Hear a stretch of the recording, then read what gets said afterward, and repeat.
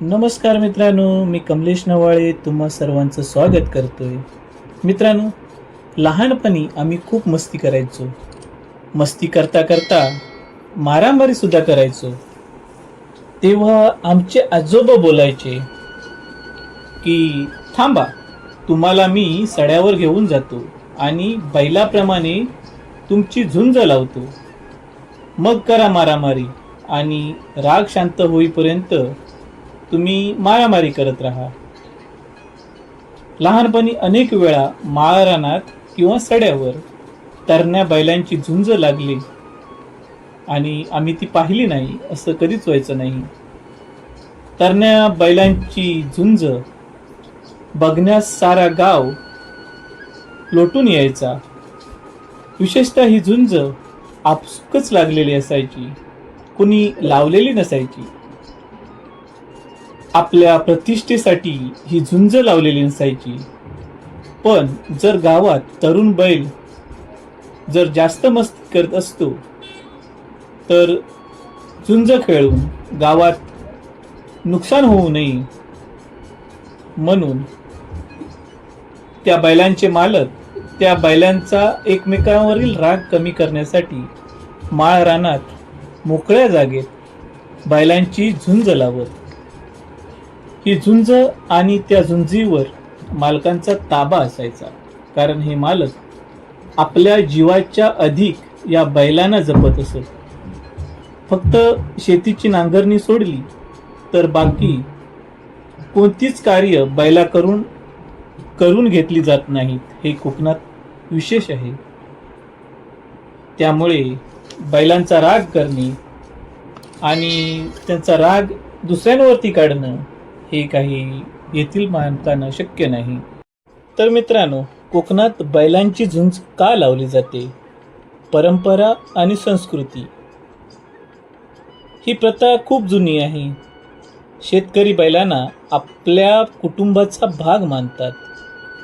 झुंज म्हणजे ताकद आणि शौर्य दाखवण्याचा एक मार्ग आहे. बैल हे नैसर्गिकरित्या शांत असा प्राणी आहे. दोन बैल एकमेकात भेटले की ती आपोआपच ताकद दाखवतात.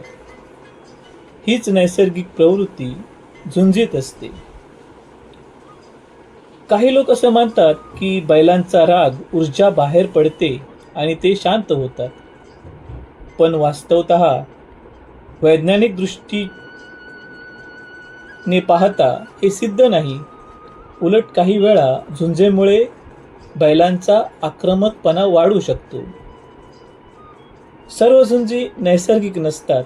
काही ठिकाणी बैलांना भडकवलं जातं, त्यामुळे राग कमी आणि उत्तेजित जास्त केले जातं. मित्रांनो, अनेक लोकांचे अनेक गैरसमज असतात. अनेक आपापले मुद्दे असतात. पण कोकणात जी बैलांची झुंज लावली जाते ती काही एक शौर्याचं किंवा एक प्रतिष्ठेचं साठी नसते, तर बैलांच्याच आरोग्यासाठी, बैलांच्या काळजीपोटी ती झुंज लावली जाते. समर्थक म्हणतात परंपरा जपली जाते, बैलांची काळजी घेतली जाते. विरोधक म्हणतात प्राण्यांवर ताण आणि जखमा होतात. हे नैसर्गिक नाही, फोर्स्ड आहे. बैलांची झुंज मुख्यतः परंपरा, ताकद दाखवणे, लोकांचा उत्साह यासाठी असते. कोकणात बैलांची झुंज का लावली जाते? परंपरा आहे की गैरसमज? कोकणात बैलांची झुंज का लावली जाते यामागचं कारण आहे. ते म्हणजे बैलांचा राग कमी करण्यासाठी. पण हे खरंच आहे की ही एक गोष्ट आहे जी आपण वर्षानुवर्ष ऐकत आलो आहोत?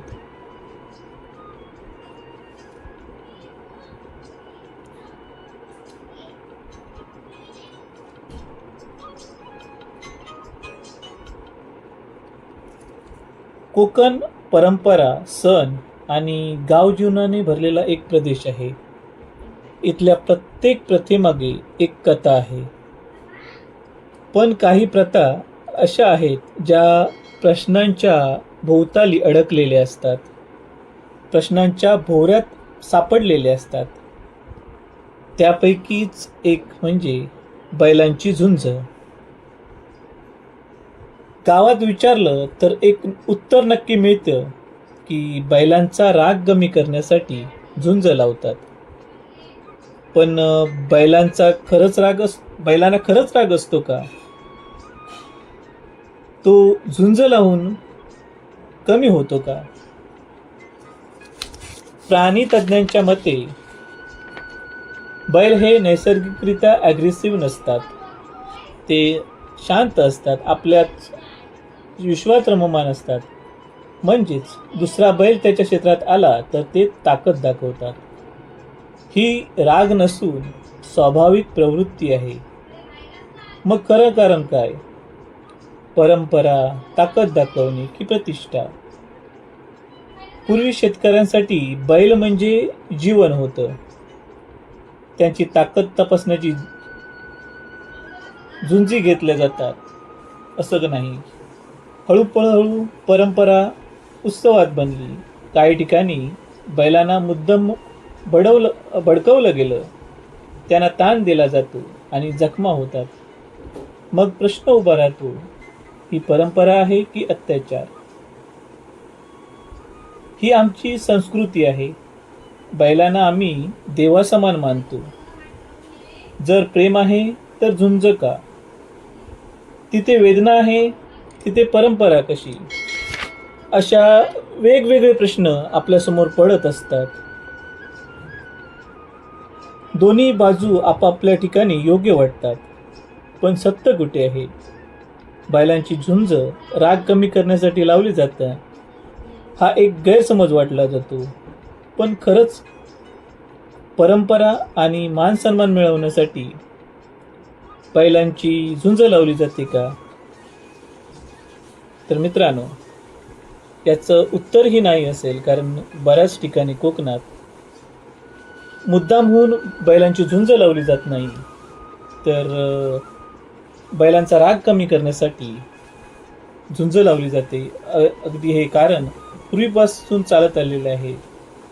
त्यासाठी बैलांना इजा होऊ नये यासाठी ही काळजी घेतली जाते. मोकळ्या रानात, मोकळ्या माळावरती ही झुंज घेतली जाते. मित्रांनो, तुमच्याही गावात झुंजी लावत असल्यास तुम्ही कमेंटच्या माध्यमातून नक्की सांगा. आणि कोकणात झुंजी कशी असतात, बैलांच्या झुंजी कशा असतात, या व्हिडिओच्या माध्यमातून सर्वांना सांगा.